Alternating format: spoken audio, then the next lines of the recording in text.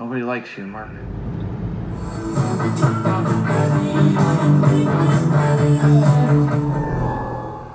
And welcome to the Philip Cochran channel. Viewers, please like, subscribe, share, and comment. It helps this channel to grow, and it helps me to bring you these great videos that we all love. And on today's show, we've got the Corsair, and it looks like my strut's a little bit bent there. I just noticed that. I think it's closing okay, though. I guess we're going to see. Could have been on yesterday's last landing, I think.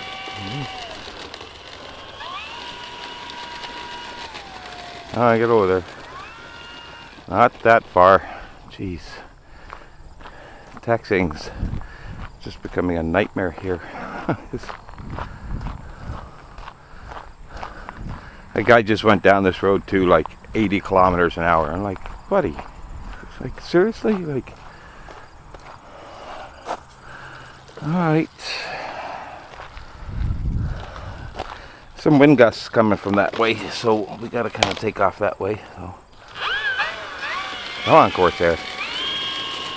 You don't have too much problem getting this plane up in the air. Because it takes off pretty easy, especially on 4S. But I got a really bad landing gear, as you saw there. It's not helping.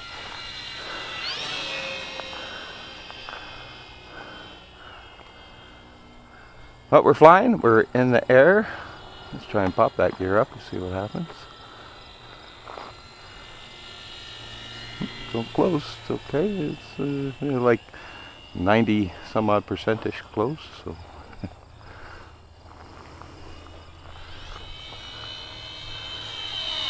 So yeah, we got Corsair warm-up flight because we got the same two birds out as I had yesterday, the Corsair and the Mustang. Still in the car there. It's another beautiful afternoon. Light gusting coming from the north, which is that direction down there. Right now it's kind of just maybe 5 miles an hour or something, not too bad. I already turned down my AS3Xs yesterday. It was kind of like at 12 miles an hour or something there. It was like twice this much, and it was bouncing around a fair bit. Didn't look all that pretty.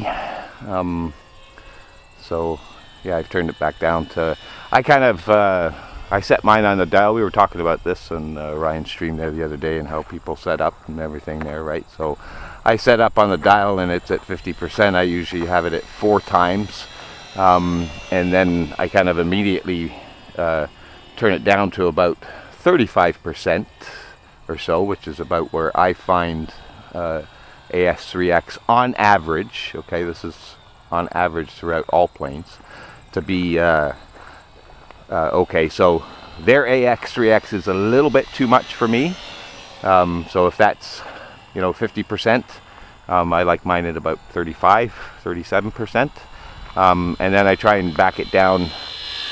Some planes, it's as low as maybe 15%. It's like barely really doing anything at all, just helping and keeping it, looking smooth, and with those gusts and crosswinds and stuff there mostly, right? But it's really not doing a whole lot in there.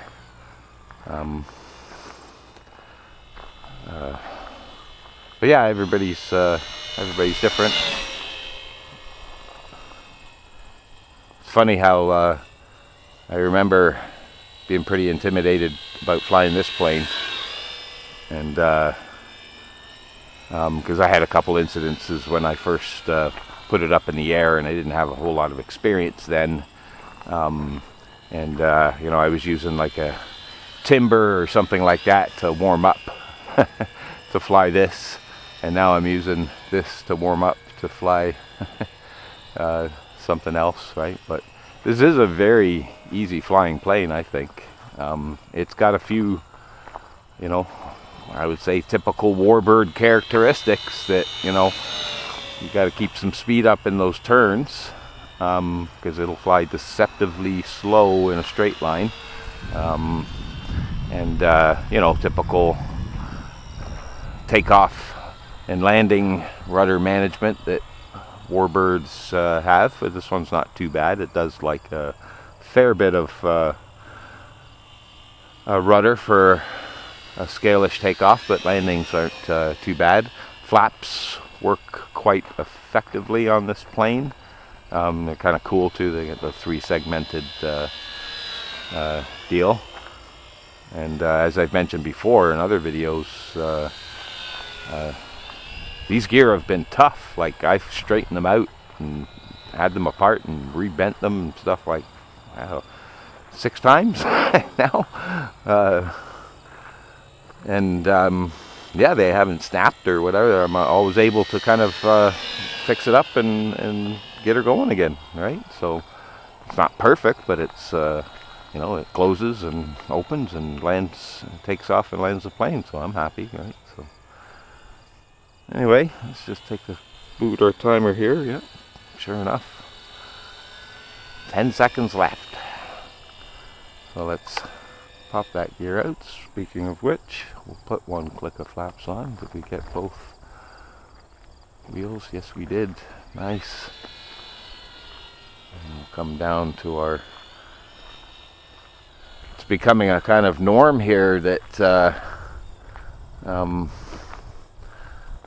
always landing this direction and taking off that direction, because that's the way the wind is here at this field now.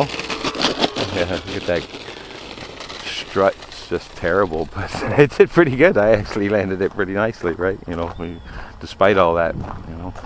Maybe that's the issue. I need loose struts. You know, the struts are too tight. Anyway, another fun flight. The E-Flite Corsair, 1.2 meter from Horizon Hobby. Great plane, highly recommended. I'm Peace from Canada, and we are YouTube.